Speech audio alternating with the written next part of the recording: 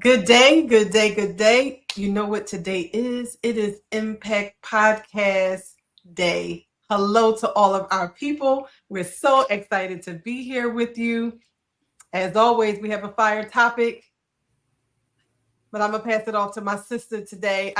We always talk about this, and I said this to the ladies. There are times when you got it, and there's times when you're looking at your sister to say, "I don't have it today." What you got? And you know my sisters here. They like, not a problem. We got it. So we have a very lively conversation today. And Dr. Obiama Martin, what say you? I say we're going to talk about how to pivot and transition when the money is funny. Yes, that is the delicious conversation we're going to have today because money be funny. And if we are not prepared, we cannot pivot. And when we're not prepared, we cannot transition. And so, what I think this topic is so timely because there was something, and I don't know if you guys received it, but in light of all the things that's been happening, there is a text thread that's been going around about the shoremen going on Strike. what you call it, strike. And so everyone is talking about, stockpiling things. And the other part of that is there's been talk about there is something else that is coming that is worse than COVID, right? There is something else that's coming that's worse than COVID. And so when we think about what we experienced with COVID, and then I want to go back to what we experienced in 2009 with the budget impasse and what is happening right now in the state of Pennsylvania with early childhood providers, with the transition of one contract being transitioned to another agency in terms of subsidy and reimbursement, and how some providers receive payment, some providers did not receive payment, in addition to just contracts across the board, because it's not just an early childhood thing. It really is a governmental, industry, corporate, education, across the lines. What happens and how do we transition and pivot when the money is funny? And so I can only imagine, even with the shoremen getting ready to go on strike, their money is about to be funny. And some people are going on strike because they have to, not because they want to. And they have to because somewhere along the lines, they have to draw the line to say, we are being treated unjustly or unfairly, and we're going to have to make a stand, even if that means not being paid, so that we can really be paid what we deserve to be paid on the back end or in the future, whatever that looks like. However, there is a domino effect when there is a strike, when people take a stand, when there is a merger, when there is transition, when people who are in places that are responsible for our money are unintegral, and it impacts us. And so wherever you find yourself, whether you're in education or government or corporate, I'm sure somewhere in your career, you've been impacted by a money decision that you did not control. However, it impacted how you made payroll. It impacted how you fed your children. It impacted, all of the things. And so that's the conversation for today. Whew. That's a lot. That's a lot. Yes. I think we're going to, I've had so many providers, and I'm just going to go ahead and go straight to it. I had so many providers calling me, emailing me. I haven't gotten paid. I'm in the negative. What do you suggest? How can I, get out of this? Or stealing from Peter to pay Paul, but still in the negative, right? And I remember having a conversation a couple of weeks ago with one provider, and she was telling me about, how she's in the negative. She can't pay her staff and all because, she didn't get paid for June's payment that was promised her. She rendered services, and here we are, the end of by the time I spoke to her, it was the end of September. And I'm talking to her about, okay, did you get a line of credit? Well, I can't get a line of credit because my credit is shot right now, right? Because I had to max out my credit cards and my bank account's at a negative. Nobody's going to look at me and give me a line of credit right now.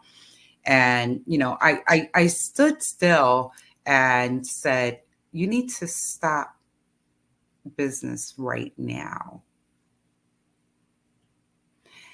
And you need to throw your puzzle pieces up in the air and build it back together. Mm-hmm. And I know this is a difficult conversation to have.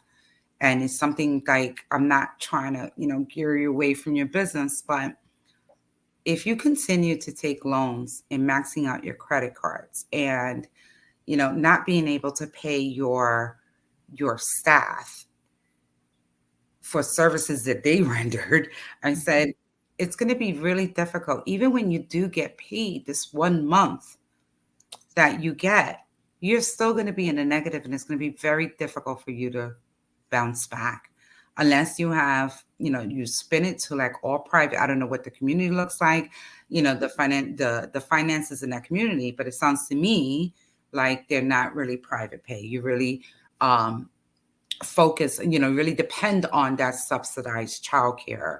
And no matter how much money you're going to get, unless you get the whole thing, right, to cover all those expenses, which that's not going to happen, you're going to continue being a negative.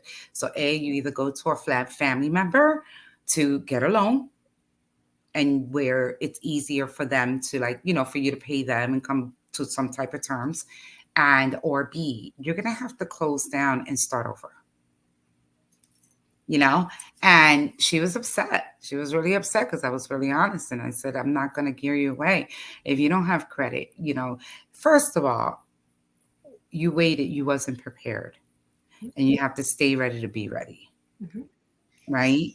And, it's unfortunate that we have to go through things. I'm hard-headed, so I do certain things, but something I learned back with the budget impasse, Obiama, which you mentioned, when that happened, it nearly destroyed my first center. I didn't have the money. I wasn't prepared. I didn't have that savings there. We were pretty we were struggling, right? Paying Peter to pay Paul. My husband had to go into triple drive work. I had to take on another job just to pay the folks that I had, right? And to be able to kind of continue my job. I went to my sister-in-law and my brother-in-law, and family loaned me the money. And I remember saying, I will never be in this situation again. I learned, right? I will never, you hear me, be in this situation again. So I was very intentional about, doing PD sessions that was in financing, going into learning my own thing. I couldn't find, and still to this day, we can't find accountants that really understand childcare, especially when you have so many funding streams. I went into creating systems for childcare centers and, for the financial stuff. I went to the Goldman Sachs. I understood that, money is everything. Money runs this world. Money runs your businesses. Went into getting business loans and LOIs, LOAs. And understanding that I had to position myself to save, and we call it en por si acaso funds, just in case funds, right? So I opened up a just in case fund, emergency bank account, right? And what happens is that a lot of people, when they don't look past what's happening today, right? And it's really difficult for them to look like my 3-year, what's going to be my 3 months, nevertheless 5-year, plan. But what's happening in 3 months, what's happening, and then they live by day and check to check. That's not good business practices. And if you're really not putting away a percentage, right, of what you're making in those por si acaso funds, when por si acaso happens, like COVID, the impasse, things like that, like not getting paid for services for months that you've rendered, right? you have to be ready. You have to be ready. And you know, I am one of those providers that didn't get paid in June. And I can just honestly tell you, I'm owed almost 30,000, they're over $30,000. And a lot of providers are like, yeah, but you got the money because of your business size. No, it's not because of my business size. It's because of my financial structure, right? It's because of I make sure that I dot my I's and cross my T's, right? I make sure that I don't do too much. I make sure I don't, go extravagant when I have it in my pocket, right? I make sure that if I cut, some bills, right? I just shut off my cable, guys. And it's not because I can't pay cable. It's because I refuse to pay a cable bill, right? That I'm not using. So I just use the internet and stuff like that because I don't use it. Everybody's on streaming, right? So I'm like, I'm not paying this company, not mentioning company, $400 a month for something that's absolutely ridiculous, right? So these are things and these are sacrifices that people, well, they're not even sacrifices, but people see them as sacrifices. You know, there's so many little tricks and trades, but my heart just like it breaks. I mean, I'm going to get paid because I could sue people for my money. I just don't want to do that. It is what it is. I'm going to wait very patiently until I don't want to wait no more. Right. I'm providing some space for things to happen because I do hear a lot of things.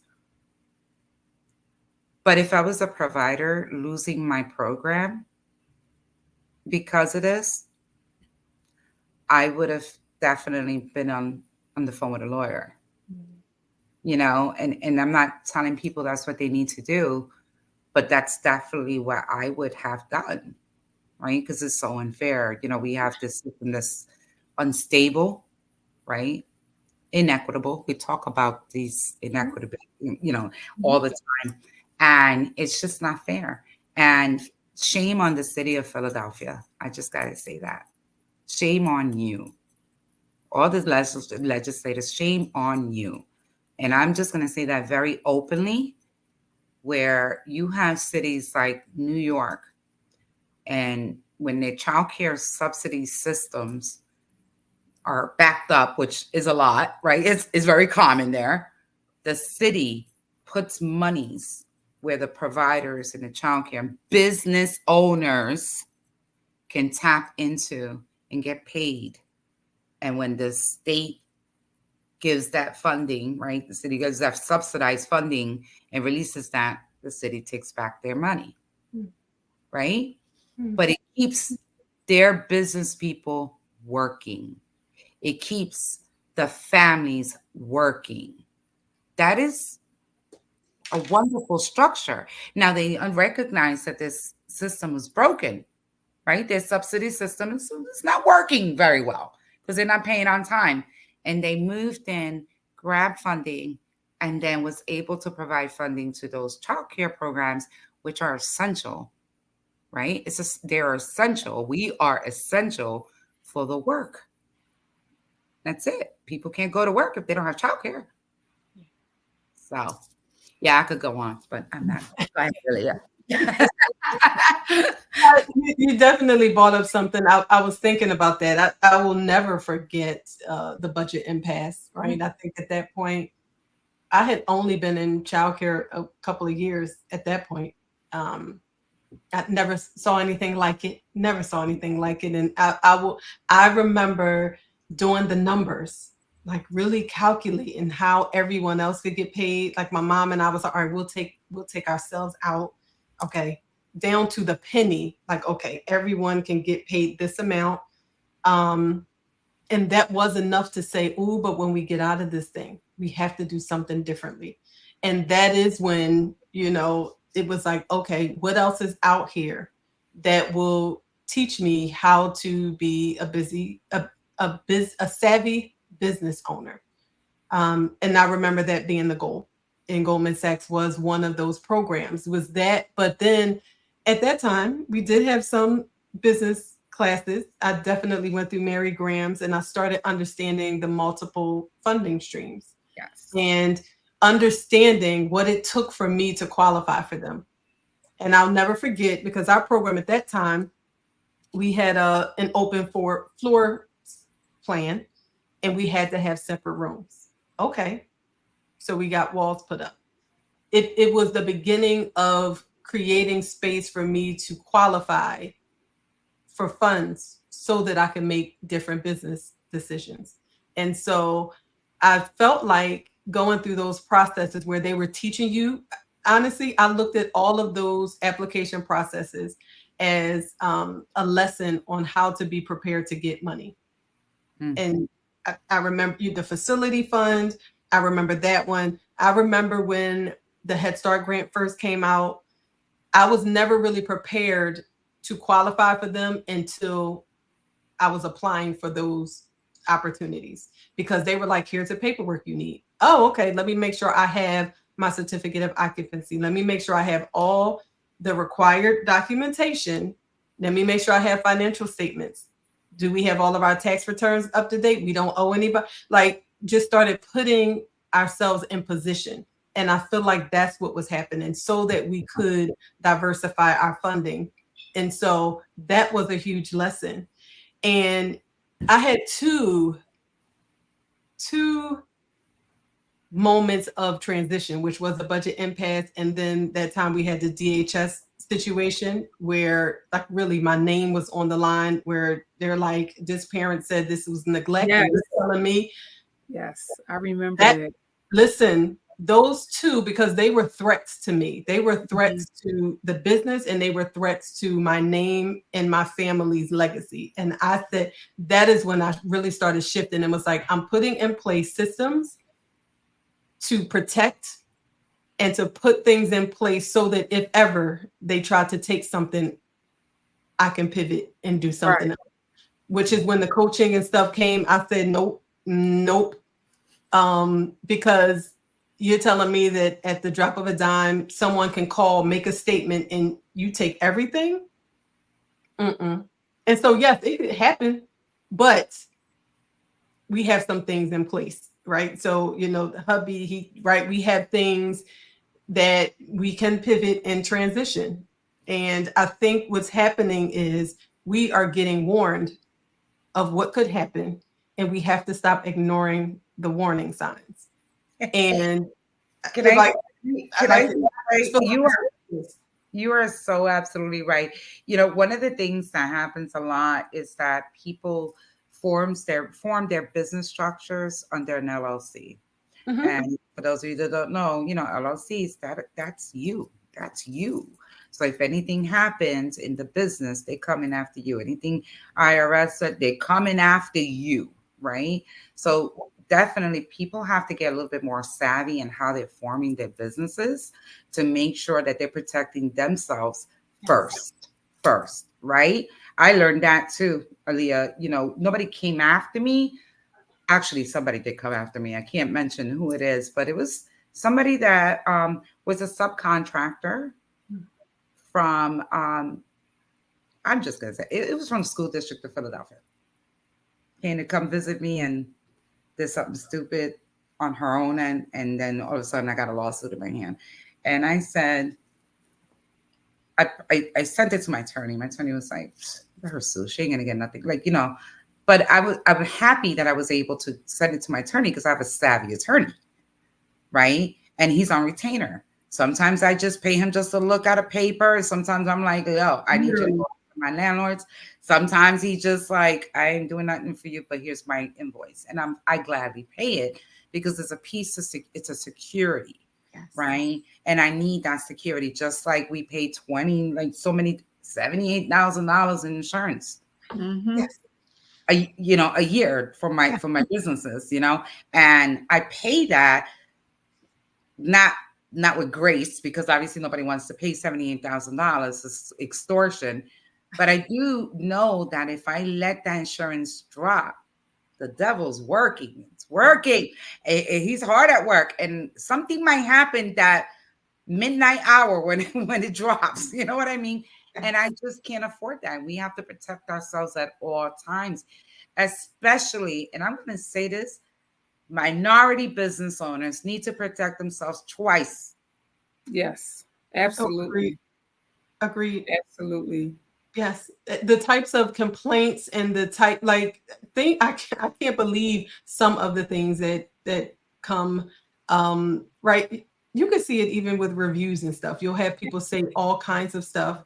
They will make a call and say all kinds of stuff. And no, we can't be prepared for every single thing, but you're absolutely right. Like I remember understanding have an attorney on retainer. Even now, if something is said that we have to do something, let me call my attorney and see. Do we tell me what Listen, my rights are, please? I have business attorney, a contract attorney, a criminal law attorney, because, in my experience, I've needed all things. I've needed all things because people really operate in very unintegral practices, and they hide behind contracts, and they hide behind politics, and they hide behind all of the things. And at the end of the day, we must protect our assets. Yes. We really must protect our assets, and you cannot do that being uninformed. You cannot do that being naive. Yes. You cannot do that sitting in a place of frustration and deflecting and pointing the finger at everybody and not taking responsibility for not being prepared. Yes. Yes. Yes. And I think another thing, absolutely on that point too, is that we get frustrated and we get angry temporarily. And I think sometimes people know that about us. I will never forget feeling like it's this right money dangled, right? And we're just like, oh, Carrots. okay. And then we're satisfied. We're satisfied We for a talk moment. about that all the time. Like, it's like the carrot in front of the rabbit, right? Or the hamster, right? It's ridiculous. And it's not even enough, right? Just dangle a little bit, just give them a quick little grant and they'll be happy, or pay, right? And once we get paid, we're okay. Now, it may get quiet for a moment, but let that be the silent storm. Let that be, I'm brewing something over here though, right? Like just because you don't hear me doesn't mean that I'm not gathering all my nuts for the winter to come. Like, right? Those ants and stuff be at work and they be preparing for a time. And we have to really be preparing ourselves. And sometimes that is through information, partnerships, studying, being a part of organizations and communities so that you are constantly learning. And I do feel like we talk about this all the time. I feel like when we are just in the silo of the childcare world, that's all you know. And it's just this circular circle of information that just keeps circling around, but we don't get free until we step outside of that box and really get to connect with attorneys and just experts in other fields to really understand what our rights are, but not just our rights too. Like when we talk about legacy, what can be next for us? Like what's possible outside of this moment? I feel like I remember at one point, I didn't know that there were opportunities outside of being a lead teacher and a director and an owner, if that makes sense. I think I didn't used to want to be in my mom's business because all I saw was, well, I don't want to be a teacher. And mom, you're the owner, but you work in the classroom. Nothing else was talked about in regards to the other opportunities. And so I think sometimes we are in this pigeonhole of here's all that I have available to me. And I was once in a space too, where do you remember when they used to have the good, better, best? It was this, right? Listen, I operated from what they shared, which was, okay, here's the STAR standards, right? This is what we're supposed to do. Here's the regulations. Here's what we're supposed to do, which is great. But that really is just guidelines. And that can be the bare minimum for us. That doesn't mean that I can't have other business ventures and have this thing. But I think what's key is what you mentioned, Damaris, when it comes to a point where it's like, possibly this has run its course, we can be okay with that. We can restructure, or you can go do it again, but not to the point where you are going to keep adding debt, keep adding debt, keep adding debt, and then you get the $15,000 owed to you and you're still in debt. How then do you get from underwater? And Right. lastly, I think a part of the problem too is we're not honest with ourselves about our ability to manage finances. Yeah. If I can't manage my finances personally, please don't sign the $1 million contract. Don't do it. Don't do, like, it really does take And financial management. I see that a lot. I see, uh, yeah, I see that a lot. I tell my kids are I'm trying to teach my children, if you have children, how to manage money, right? And it's really difficult because I have self-entitled little brats, right? Like they just like, oh, but and I'm an older mom, so I give in. I'm gonna be honest with you. It's me. It's all me and my husband. We created these little monsters. So it's really difficult to give them that financial, they know about savings, they have the credit cards, they have the debit cards. Oh my gosh, but they spend money like it's okay. So we have started now saying no. Hmm. And we're hoping it's not too late. So we're like, you spent the $50 I gave you, you don't have gas in your car.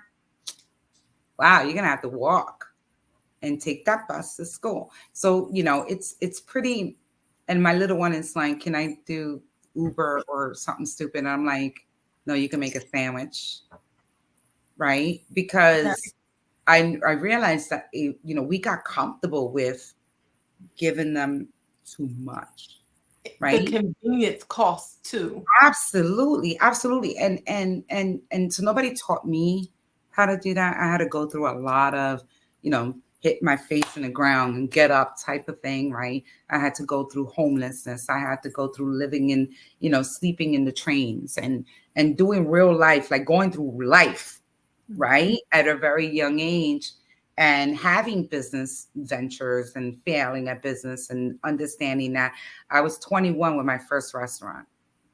We were open 24 hours a day. We made money galore. Money just came through those doors. I don't know where that money went, but I was 21. I wanted to party. I didn't care, right? And then once I had my daughter, my oldest daughter, I was like, okay, I have to grow up at some point. And you know what was a turning point for me with really saving? I went to Dominican Republic, and it was my first time out of the country. And I went there, and the children were out in front of the supermarkets and stuff like that, not begging for money. They were begging for food. Hmm. And one young lady I remember came to greet me, and she was beat up. So there was a huge domestic violence stuff happening there. And because she couldn't leave, she didn't have papers. She couldn't get away from her husband. She didn't have a job. There was money issues. So he fed the household, and she just went with that. And it was a very great experience to me. Very sad, but a humbling experience to me. Saying when I came back home, I have access to all of this, and I can say no. I can, say, you're gonna hit me, let's hit each other. Like type of, I'm not trying to be funny, but we're gonna fight, right? and this is what we're gonna do. Or, I'm gonna call the police, authorities, whatever it is. We have more rights here. Mm-hmm. And children begging for food. So I feel like when I came back, that was a turning point for me where I needed to kind of like really learn. And still in there, I still learn and drop. Like right now with everything and all the structures that I have right now, I mean, I'm looking at my finances like if you get to this level, and let's talk about that, Obiama. You already know what I'm going to say. If you get to this level, because I have that magic number, guys. I don't know if everybody else has.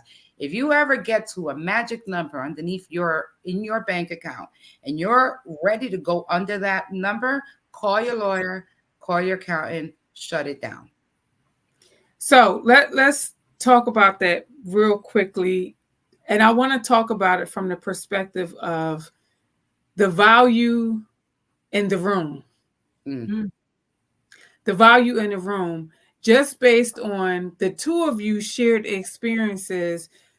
how do we get to the place where we realize if this person has done it, if this person has already paid the dues, and if I can spend an hour, 2 hours, 3 hours with this person, and it's going to shave off years of bumping my head, it's going to shave off years of me making, very expensive mistakes.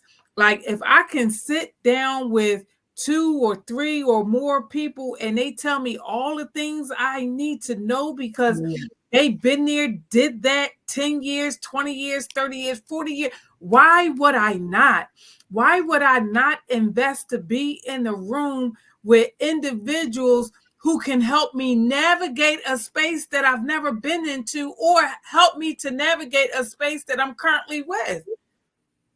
I don't get that. So when I listen to the richness of this conversation, I just think about the collective shared experience that the three of us have 40, 50 years of figuring it out, making mistakes. Some were very expensive, and now at a place where we're like, this happened, but it didn't break us. This happened, but we didn't have to shut down. This happened, but we were able to pivot. This happened, and we were able to transition. This happened, and this is what we've learned from it. And because this is what we learned from it, these are the things that we've now put in place. Everyone who has not had our lessons, have not had our experience, really need to be taking a pause to say, what do I need to do to sit with these ladies to get this information because I'm new here, I'm just starting out, or I have some experience under my belt, but I haven't experienced what I hear you guys talking about. And so I just want to pause right here. And this isn't a shameless plug. This is a real invitation for you all that are listening to join us on November 2nd for the summit. Why? Because there are going to be other individuals that have a shared collective experience in business across industries, whether it is real estate, whether it is doing business with the government, whether it is doing business with the city, whether it's doing business with the school district or DHS or whosoever. If you are interested in being in business on any level, and if you have been in business on any level and you have not bumped your head and have not experienced any of the things that we're talking about, I invite you to invest in being in a room so that when life shows up as it has for us, you know what to do because you get to learn from us. And we would not be where we are if we did not invest in the circles that we are bringing and forming for you. Yeah. I just needed to say that because we talk about all the things, but in the background, when we're not on this StreamYard, we're getting phone calls from people who are trying to figure out how to navigate where they are. And we're like, been there, done that, but it's going to cost you because what you're not about to do is pick our brains for free.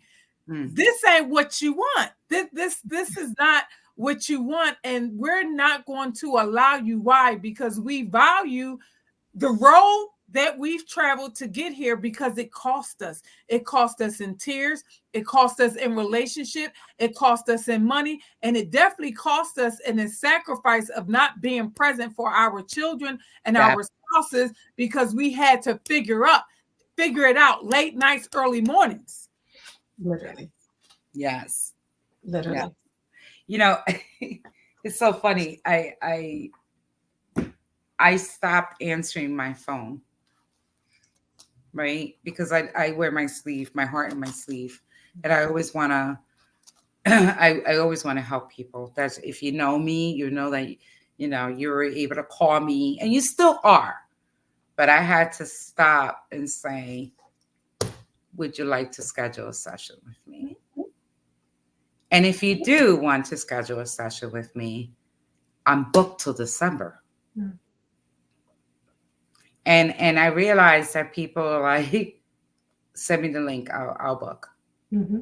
And I'm like, okay, you're gonna wait till December. I mean, I can't do anything before then, because I had to back up and do things at my capacity for my mental health. But my focus this year is obviously my new center. You know, I have a new gig going on, and finishing off some contracts in DC. But it's my family. It is my family, and because I'm not getting any younger. Beyond I have a daughter that's going into college next year. She's our high school senior. I want to see her, do things, right? I want to do things with her. You And want to enjoy the fruit of your labor. Like all of us, each of us have 20, 15 years and we've paid our dues. We have the receipts and the results. and we do. We have And the receipts and the results. People can definitely walk alongside of it. This isn't even the thing is similar to what you were saying, Damaris. I know that there's a lot of things that are offered for free, right? This podcast, we share lots of information. We bring our connections on to share in different topics. We do a lot of things, right? And we have monthly meetings with the providers. We give them all the goodies there. We do all kinds of stuff. But I will tell you, I don't know about you guys. I do know, though, that the quality of service that I want in different areas, right? When I wanted different nail service, I went to a different nail salon and it cost me differently. Yep. When I transitioned from one kind of shoe to another, it costs me the difference. Listen, it all costs. When you want a particular restaurant, right? There's one that we'll go to in the afternoon. When I want to get dressed up and go out, it's going to cost. It's the same thing. There's a cost. Wait. So, good analogy. I like that. I gotta run with this analogy. Because I'm a foodie all day, so I gotta run with this analogy right here. Okay, so 2 places that I absolutely love. I love Bonefish Grill. They have the best crab fries this side of heaven. Okay, but when you go into Bonefish Grill, no one is necessarily greeting you, and it's kind of empty in there, and the service is par, but the food is really good and it's not expensive, right? And so there's not an expectation for the service to be over the top. The expectation is that you get what you pay for and that the food is going to be what it is. Now, it's good at the price that it is, and the service is good at the price that it is, given the ambiance and the structure and all of those different things. But baby, when you step into a Eddie V's, for example, when you step into a Eddie V's, for example, you already know that this is a different class. It's a different level of service. There is a whole staff waiting for you at the door to greet you. They are verifying your name. They're verifying your phone number. Why? So that they can make sure if anything happens, they know how to get in contact with you afterwards. They're making sure that they're following up with you. You're being not just escorted to the table, but there is a red carpet experience, if you will, without there being a red carpet that you experience. And then when the meal is over, the waiter brings you this hot towel with lemon so that you can wash your hands before you leave. And then when you get ready to exit, this is the restaurant, the waiter is now helping you to transition out of the restaurant with a red rose. Come on, this is a different experience. I'm just saying. And so for us, you can go anywhere you want to go and pick whoever brand you want to pick. But there is a difference between Bonefish Grill level of service and coaching and all the things and an Eddie V experience that's it's going to cost you a little bit more. Bonefish Grill, you may spend $80, $90, but best believe you're not spending anything less than $200. And if you add some extra things, dessert, wine, whatever it is that you enjoy when you go to Eddie V's, You're definitely not spending anything less than $200, but the quality, it's an experience. When you go to Eddie V's, it's an experience. When you come to the summit, it's an experience. When you invest in coaching with any one of us, it's an experience. Why? Because we have proven results and receipts. Yes. Yes. I literally now think back to, I didn't realize it in the moment when I worked at Nordstrom. Like that was my first retail job. And they didn't play with customer service, right? I remember Abraham and Strauss. You guys remember that Aiden story? Does anybody remember Abraham and Strauss? Oh. I never heard of it. Sorry. Listen, I knew that at Nordstrom you wrapped their clothes in the paper, you put it in a bag, you didn't hand it over the counter, you walked it around. When your customer, and that's honestly, I was thinking about this. It's off topic but on topic. I was thinking about this in the childcare business world too, because I know so many of us are talking about enrollment and all of that stuff. And I've been telling my clients that this whole, I'm here, I put a flyer outside, I put a banner outside, that's not it. Like people aren't just coming because you're there. And I remember in sales at Nordstrom, you knew your customers. You had a book. You had a book of your customers. And I knew that I was in activewear and Callaway was the golf sweatsuits. At that time, listen, I was 21 and they were $200 sweatsuits, right? So when we got a new shipment in, you call your people. We had to literally build our database, and it was about customer service. And so now we're back in that space. Like, who are we nurturing? Who are we making sure we're providing great customer service to? And I've always kept that, right? Like my clients get a tailor. I'll never forget that with Nordstrom too, right? It was free tailoring, right? You bought something, your pants too long, that was free alterations. And so when you get something tailor made to you, that's totally different than a $5 better kid care training. I'm sorry. I'm sorry. Just saying. I'm sorry. Listen, don't shut up, Better Kid. I love my people in Better Kid Care. I love Better Kid Care. But yes, it's an online. Yeah, you're right. You're absolutely right. Let me tell you, my teacher that takes a $5 better kid care versus a different level of training that has it definitely the expectation is different. That's all. Yeah, it definitely is. I for those of you that don't know, I just actually opened up a childcare center. And Monday was our very first day. So we had a few kids, come in and so on and so forth. We're still going through the enrollment. And the very first thing I did with those children that came in, I took pictures with them, loved them, whatever. Next day, I called those families personally to welcome them to the Children's Playhouse family and to see how their first day was. Is there anything that we can do? Right? I introduced myself, I'm the school, I'm the school head. I call myself executive director with families, right? I always said I'm the head of school. Is there anything that you need, blah, blah, blah, anything I can do for you, right? And yesterday was my second day. And then today, right before this call, I just finished my calls with my last family. I'm going to do that all the way until my building has 192 children. Period. Right? Because what happened with the first family that came that I called, they contacted their friends and said, do you know the school called me just to follow up? And guess what they did? They brought me kids. So every day we have new enrollments in these classrooms. And it's strategic, right? Yeah. You have to, do that quality. And again, going back to what Obiama was saying, you're going to get that, that marketing component, that finance component, how do you pivot, right? When you're trying to get staff and everybody else is closing down, you're in a classroom, you're trying to do 15, because you can't focus on financing marketing if you're in a classroom, right? Mm-hmm. So how do we do that? How do I get away? How do I get out of that?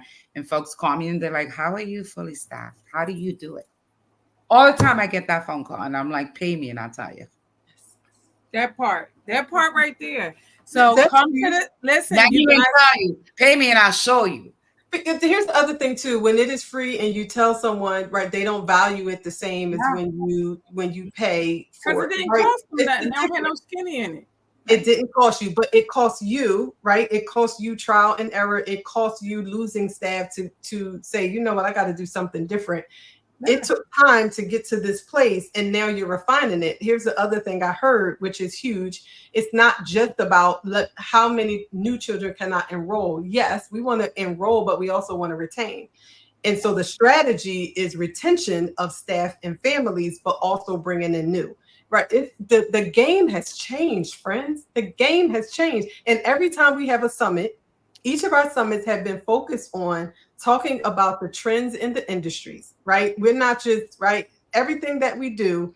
And for those of you who have ever connected with us on anything, whether individually or as a summit, leadership program, like we bring not just what's happening now, but it's all about strategic planning. It is about what are the trends and how can you react? How can you pivot and transition? Because that's what this is about.